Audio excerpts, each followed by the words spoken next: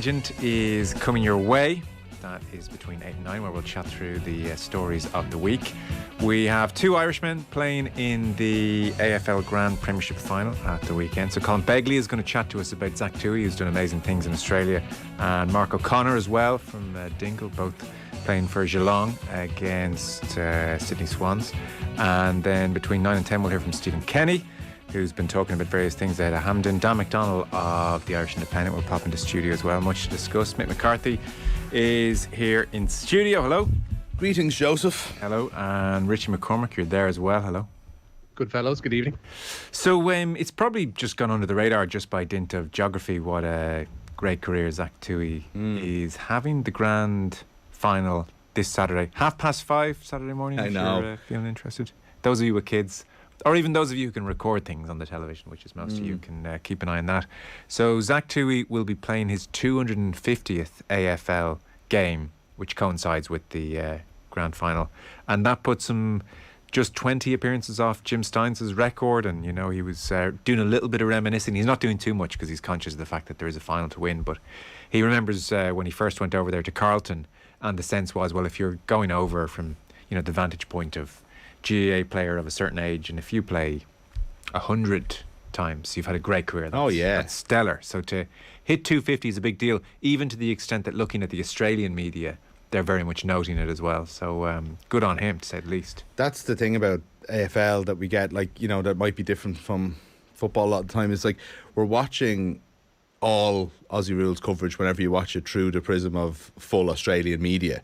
So you're kind of always looking for scraps from the Irish guys, but with Toohey, it's never that. With Toohey, it's always, you know, he's a big part of the coverage. He's a great character as well over there, and, like, you know, the way he plays, the way he looks, everything, but also just how good a player he is, you know. So I have to be honest, I see Aussie rules these days in bits and pieces, but again, would try and look out for Geelong, and this is great, you know. And to have two guys in a final, I got up, you say, at 5:30 in the morning when Ty Connelly won his the only Irish player to obviously win a premiership medal in 2005. I got up and watched that game on, I think it was TG Carter at the time were showing it. Could be wrong on that, but I remember that was a big deal at the time, and I feel like since then it's become a little bit more normalised, where I think people, I don't know if people make that effort as such anymore because there's Irish guys involved. Tig was the start of that second generation of players going over there, but, you know, even so, it's still something remarkable to have a couple of Irish guys in the biggest event. It's like the biggest day in Australian sport, really. Like, you know, I was in Melbourne for the grand final on the day it happened, and it is shut down the city. It feels like bigger than an All-Ireland final does to Dublin, for example, you know? Yeah. It's at the Melbourne Cricket Ground. Is it always there? Oh, yeah. That's the home. That's the home at the MCG. 120 odd thousand people crammed in. Big day. All of us have that residual interest in AFL, I think, because highlights on a Saturday morning for many years, and it was something quite exotic, and these were the days where you couldn't get highlights all that readily. And then there's the international rules as well. But I have to say, I've lost touch with it a lot over the last decade, and generally the complaints of the sport are two-stop start and just not quite grabbing people. Possibly, yeah. From our point of view, I think if you grow up with it, it can be often popular in Australia, as is the case. Yeah, but if you grow up with it, I think it is often the case with, like, Gaelic games. I'm not sure that people who have critique of them from afar fully understand them. Now, I have watched a lot of AFL, and I do share some of the issues. There's nothing more exciting, not nothing more, but it's as exciting as any other sport when it comes down to it. Like, end of the fourth quarter, it has a franticness that goes out throughout the game. To be honest, it can be exhausting, but when that, like, game is in the melting pot with a minute or two to go, that's unbelievable. But yeah, I think it's a little bit, it can be a little bit stop-start with all the marks. Yeah, like, a very scrappy game, and to be honest, an awful lot of one-sided games that become unwatchable. Like, you can win, there's regularly you could be turning on watching an AFL game, it's just on there on a Saturday morning on BT or wherever showing it, and there could be 100 points in it, like, you know, and you're like, oh, what is this? So hang on, a game with a mark with too many lopsided games. The Newsround is we've taken a lot from it, you know? We really have, with Gillette Labs for an effortless finish to your day. So Richie, you've been perusing through Stephen Kenny was talking to the media today ahead of Saturday. Yeah, Stephen Kenny says he will speak with Nathan Collins about his red card against Manchester City. The Wolves defender was dismissed for that high challenge on City's Jack Grealish on Saturday. And speaking ahead of this Nations League game with Scotland, Kenny believes the 21-year-old will learn from the experience. It's something I haven't discussed with him yet, but I may do. And, between now and Saturday, but it's something that would, it's very, it's uncharacteristic of Nathan. And he's normally quite disciplined, and it's something I'm sure he'll learn from.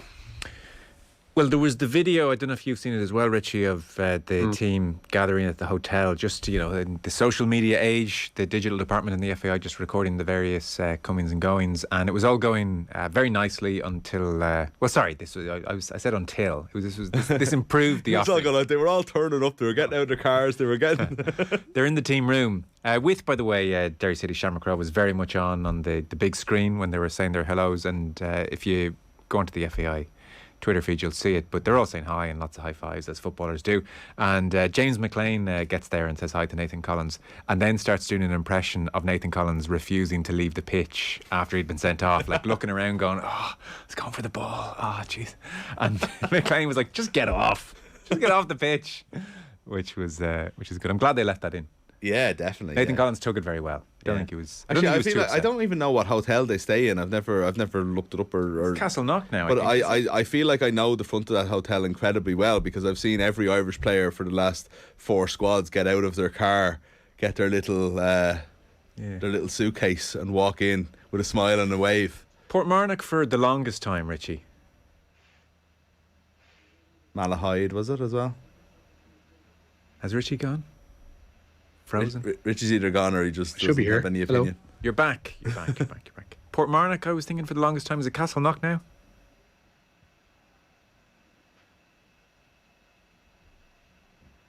Yeah, we left him a long time to answer there. In fairness, maybe Richie doesn't know where the Irish team stay. Maybe it's not all that. Just important. admit you don't know, Richie. Don't pretend that you're frozen. I think it is Castleknock. Yes, I can feel my phone buzzing. So somebody in the media who listens to us has just texted with the answer, and they'll tell me. It just? He's back now. Richie, you're back. Richie, will you answer the question? Is it Castleknock? That's the question. I think it's well. It makes sense for it to be Castleknock because you're just up the road to Abbottstown there. They used to be Portmarnock back in the day when they trained in Molloy. So yeah, you definitely didn't hear my question. That was exactly what I had said. Anyway, listen, we'll press on while the technology is good. So, welcome back, Robbie Brady. So he was thrilled, I'm sure, to be chatting to the media again. Yeah, Robbie Brady. Kenny says he sees Robbie Brady as being a left wing back. The Preston player could earn his first full cap in 18 months at Hampden on Saturday. And with Enda Stevens missing, it appears to be between James McClain and Brady to start on the left this Saturday. Yeah, I think it's competition for place. There's obviously a few tight decisions, and that's what you want. And we had a very good training session today, and that was competitive. And that was a good day today for us. Robbie, at the moment we'd see him as a left wing back because that's where he's been playing for a period. It's difficult just to shift into another position at international level from club level when you haven't played there in a long time. But you're right, there's no reason why he couldn't fit into a sort of left of a 3-5-2, which would have been what he was probably born to play. But definitely he's been playing a left wing back at that level, and I think that's where we see him. Yeah, it seems James McClain, man in possession of the jersey for the time being, but good to have Brady back. And you can see him doing a job in that neck of the woods for sure. Yeah, and look, the other thing is he's options. Robbie Brady is actually the type of footballer that Ireland need. He doesn't necessarily need to be left wing back. I know that's the way Stephen's looking at him at the moment, but you could put him into 3 or 4 positions, and if we need somebody to just take control of the ball a little bit, there's none better. You don't forget. I was thinking about this with Ashley Young recently, because I see him Ashley Young was a very, very, very good footballer and a very good forward footballer, and now he's playing right back for Villa and 38 years old, and he's been brilliant. He's been genuinely brilliant since Matt Cash got injured, but he doesn't do any of the things that he used to do. And you're like, surely when you get up there anyway, you can hit the ball the same way as you used to. It's funny how people, when they do reinvent themselves in a more defensive way, do kind of leave all that behind them a little bit. Yeah. Now, I'm not sure that we're in that situation with Robbie Brady yet. I could still see him wearing number 10 and just kind of like controlling the game a little bit. There's a point that'll come up on a slight tangent between 8 and 9. Tony had sent in an email, a slight tangent at offtheball.com. Very excited to have an email address. And he was saying, we don't have to tease this out too much now, so as not to Step on the next hour. Yeah. He was saying, just in light of Robbie Brady there playing for Preston and playing very well, a thought on my relationship with the Irish team. I am a Premier League, Champions League watcher. One of the great contradictions in my footballing fandom. Ireland are the team I care about the most by a distance, but I don't see most of them for months on end. First I heard that Jason Knight's playing right wing back was this morning. It means I approach international week struggling to remember the likely 11 or who should start based on recent form. God bless Nathan Collins and Gambazzuno at the weekend. Not their finest moments, but I saw them, says Tony. Tony's seen so little of it that he doesn't. It's Jason Knight's playing right back in the back four for Derby. It's even worse. I thought he was right wing back. No, that was I think what it started as. So yeah, like I mean, he was in midfield at the weekend, but otherwise. Right, okay, I didn't know that now because again, I think the point does stand, and we'll get into it a little bit more. We're not seeing too much of these guys. No, and so I mean, it's difficult if you were to stop the average Irish fan and say, well, in recent form, would you play Robbie Brady or James McLean at left wing back? Well, I've been following the reports, Joe. I've been following who gets the most man of the matches. Yeah. Men of the match. There is that kind Players of the match. There is that odd quality to the Irish team, Richie. We kind of almost reacquaint ourselves every few months. Well, Mick, to be honest with you, has been giving me regular updates on Preston and their unique start to the season, which I'm sure he could probably still do. They're getting boring now. They're drawing matches 1-1 and stuff, Richie. There's no crack to that. That's disgraceful. That's disgraceful. They shouldn't be scoring. That's the beauty of Preston so far this season. But yeah, like it is difficult unless you're seeing, and it's true of anybody, unless you're actually seeing the game that Sky are broadcasting that week or weekend, whether it's the Friday night or on the Sunday. Yeah. Your chances are you're not going to see any of these players. So it's a bit of a crapshoot, and you really need to be reading like the local press, like the Pinkin or whatever in Norwich, to see how Amma Bamadelli is doing, or Lancashire Live to see how the lads up in the Northwest are doing, because other than that, we need to actually have those scouting systems that are available to the managers available to us, because we're kind of in the dark at the moment. Yeah, a little bit. So UEFA have made not surprising decision on Russia with regard to the Euros. Yeah, and a reminder that the draw is upcoming as well, but Russia won't be in that draw for qualifying for Euro 2024, UEFA confirming today. The group stage draw takes place in Frankfurt on October the 9th. Russia remain absent from international competition due to their invasion of Ukraine, and their clubs will also continue to be omitted from European competition. Yeah, no surprise, and it's hard to argue with that decision. I think everybody's pretty much on board, so it is swinging around. The Euros World Cup is going to take centre stage, and as Richie says, the draw is on the 9th, so we'll suddenly know our group, and then it's 10 matches all within the confines of 2023, so we'll start in March, we'll finish in November, and that will be the 8-month period that decides much of Stephen Kenny's tenure. It's mad how much international football the calendar has changed, and we've kind of just got along with it. There's no real commentary on it too much. Like it might be better this way, but it is hectic. Like I mean, you have a bad start, you're gone, and there's no but at the same time, at least you're on to the next thing a little bit quicker than drawn out. The 3-match windows are tough though. Yeah, I find I don't know. I think there's just it's too much. But at the same time, I do like the fact that we are getting through these qualifying campaigns in less than 2 years. Yeah, it'll be very intense. So March to November, boom, done. There is a text in, tell Mick Eilish Consoline, also another Irish person who's won a Premiership medal in the AFL, says Emmett Cork. Yeah, that's a fair point. I suppose I specifically said Premiership medal, so I'm right, but obviously we were speaking about like it is a different competition. Yeah. But yeah, no, it's a fair point. You shouldn't forget that she did that. Arguably the biggest sporting event in the country, the Ploughing Championships, is on, and not a word from off the ball. # Dublin Bias. Fair shout. Why aren't we doing a piece in the Ploughing Championships? I don't know. I'd like to know more about it. Come here, actually. I meant to say to you. Okay. We need to do a piece on what's going on in chess at the moment. Oh, yeah. Oh, the Magnus Carlsen thing, yeah. Yeah. There's a beef there. And then there was talk I read a little bit about this. Talk of cheating as well. Oh, sorry, this is all I saw. I didn't see anything else. Well, no, just this week, Carlsen wrapped up the match in one move. Okay. He walked off. He made one. His opponent made 2 moves. He made one in between, and then he walked off. Defeated. Well, I don't know. Was it defeated or was it we have He just got the previous hump. and I don't Yeah. like you and I just can't be bothered doing all this anymore? I don't think I'm not sure. he was defeated as Yeah. such. I don't think he was outclassed. Have you read about the cheating, the supposed cheating? No, and I prefer not to just talk off the top of my head. Okay, on no, air, I'm but not going there's to talk about any stuff people or happening. anything like that. I'm Yeah. the method. I'm not even sure if we can talk about it at 7 o'clock on the radio. Well, now you have to. Okay. But just Allude. choose your words. I won't choose. I won't tell you the part of the body that we're talking about. But apparently, there's been, the way, remember in like buzzers or whatever that would go in the pocket when you're like cheating at blackjack in a casino. Yeah. Except those buzzers aren't going in the pocket anymore. internal They're internal in a part of your body. that can facilitate. Yeah, and Internal. that's what's been happening in the world of chess. Sold. Next Tuesday, chess piece, please. The worst thing about it is I've just come up with a name for them as well, and it's wrong. It's absolutely Are you- suppositories. Oh dear. Are you on top of the Carlson situation? I'd only seen the Carlson story that he walked off getting the hump in his match the other day, essentially after making one move. Yeah. Which is obviously it's highly unusual.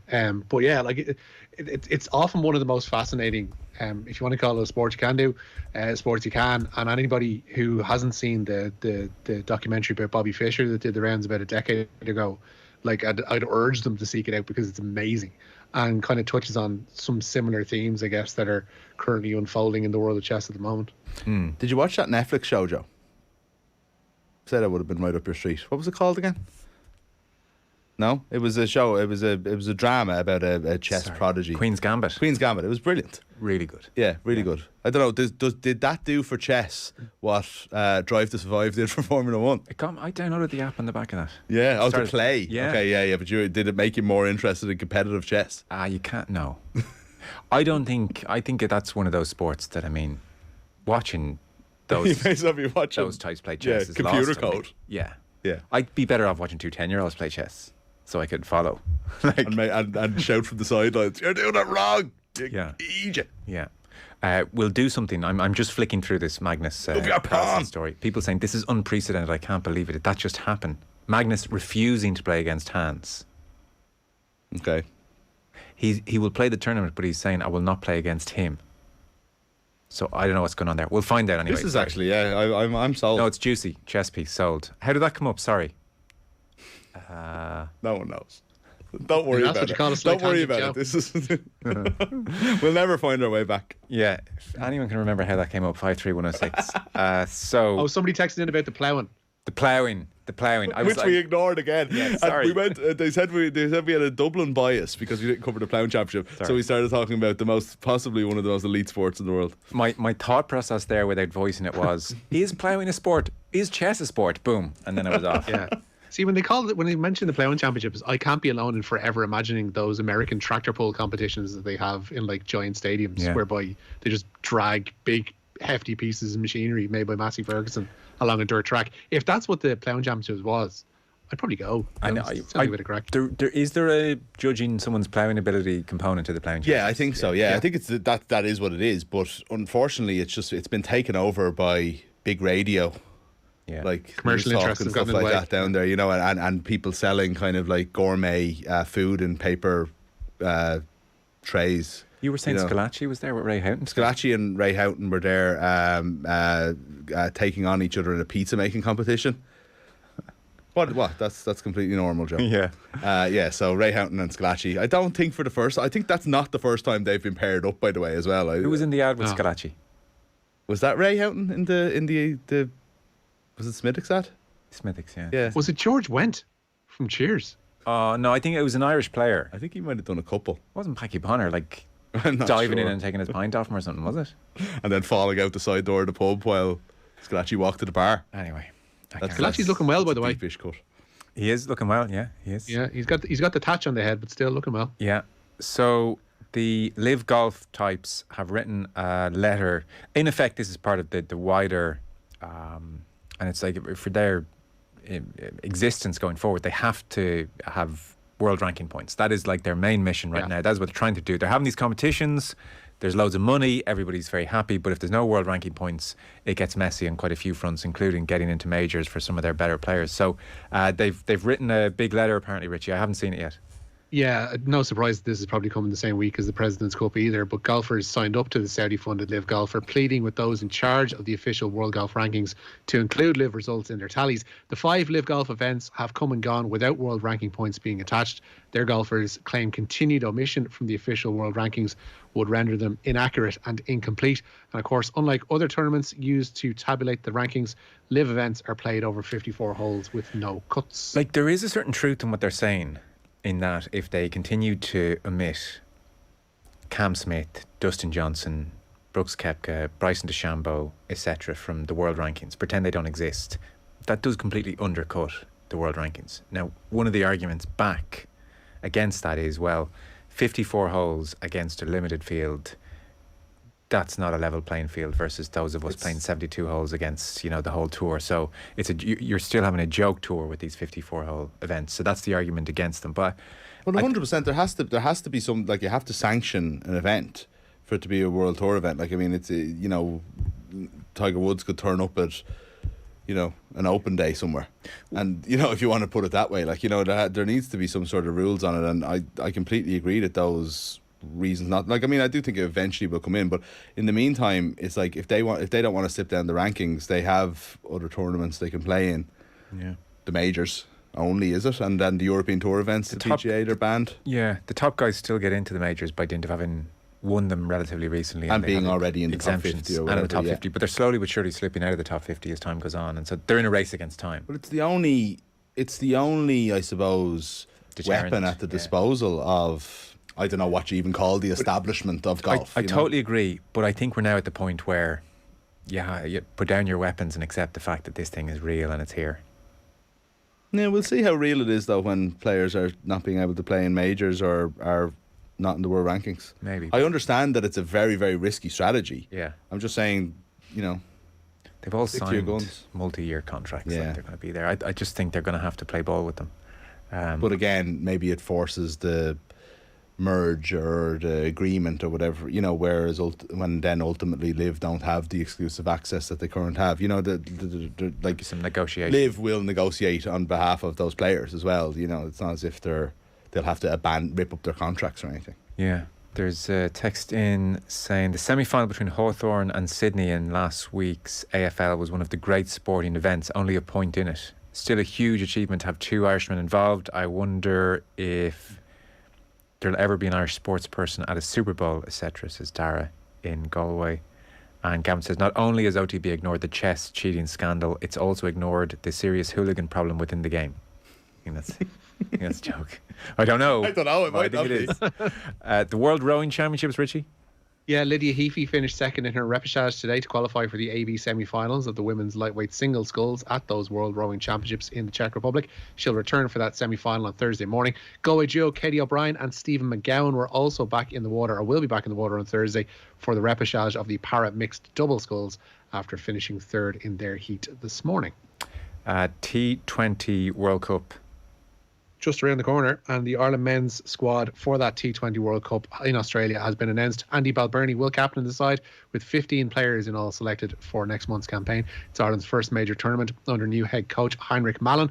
They'll play a 3-match warm-up series in Sydney starting on October 4th before their opening group game, which is against Namibia a week later. So Munster have the big boys back. They do. Back from Peter O'Mahony's wedding more than anything else. They could host a number of experienced players in their side for Sunday's URC trip to the Dragons. Members of Ireland's travelling party to New Zealand in the summer will be considered for that game at Rodney Parade, meaning the likes of O'Mahony, Conor Murray, Keith Earls and Joey Carberry could all earn first appearances of the season. Simon Zebo and Mike Haley could also return from injury. They will be monitored this week, but the 10 players included in the Emerging Ireland tour to South Africa won't be considered for duty this week. Ulster, meanwhile, say they came through Saturday's win and home to Connacht injury-free. However, Ian Henderson and James Hume remain absent with respective hand and groin injuries. Will Addison and Jude Postlethwaite are out with leg and knee injuries respectively, and Ulster continue their UR season away to the Scarlets on Saturday. I was chatting to Graham Hunter about the Madrid derby and wondering if Atletico had come out to condemn the behaviour of many of their own fans. They have eventually. Yeah, they got there eventually. Atletico Madrid condemning the racist chants aimed at Vinicius Jr. ahead of Sunday's Madrid derby. Home fans were filmed chanting racist epithets about the Brazilian outside the Wanda Metropolitano. In a statement today, Atletico say a minority of supporters will not be allowed to tarnish the club's reputation. However, they've pointed the finger at professionals from different fields, they say, for stoking the fires ahead of Sunday's game. Graham was very good in this last night, and the professionals from different fields stoking the fires, which Atletico talk about. That's a journalist who appeared on television during the week and used a phrase which was completely inappropriate, and so that's and that prompted Vinicius to release a statement on Friday, and then the Atletico Madrid fans, or some of them, obviously a minority of them, jumped on that, and so it's been a bit of a saga, and Graham explains it all really well. So that's waiting for you in the usual places. I have repeatedly said no when the kids asked me to play them in chess. I just didn't want the hassle of showing them how to play. Well, I returned to the room to see them playing each other, and I just keep saying no. I don't want to tell them it's because I don't actually know how to play, is Texter.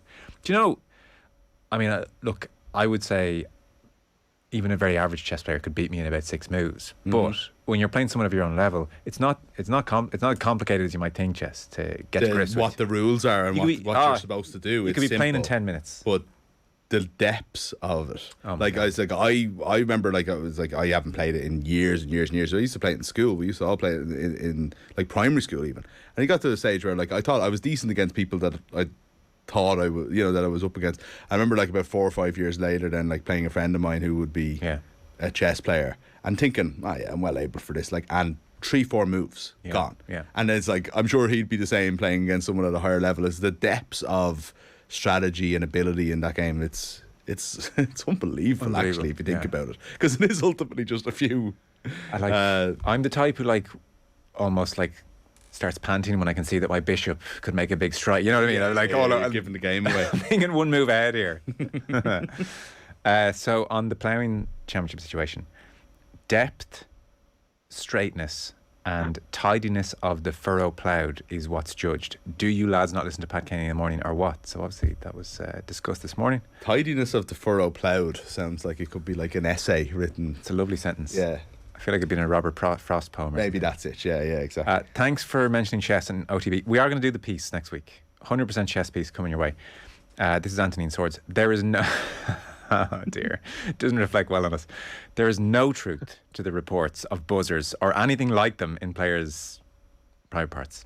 Check out the news on this matter and see who started that fake news. The organisers issued a statement and said no player cheated at the event in St. Louis. Okay. Was it the hooligans putting out the fake news? I don't know. Anthony, that's your truth. My truth is something else, so it's ultimately it's up to me to decide what the truth is. We'll get to the bottom of it. There's definitely enough selling points and angles to this piece to make it happen. We are out of time. Richie, thank you very much. Nice lads. Michael, thank you. Thank you, Joe.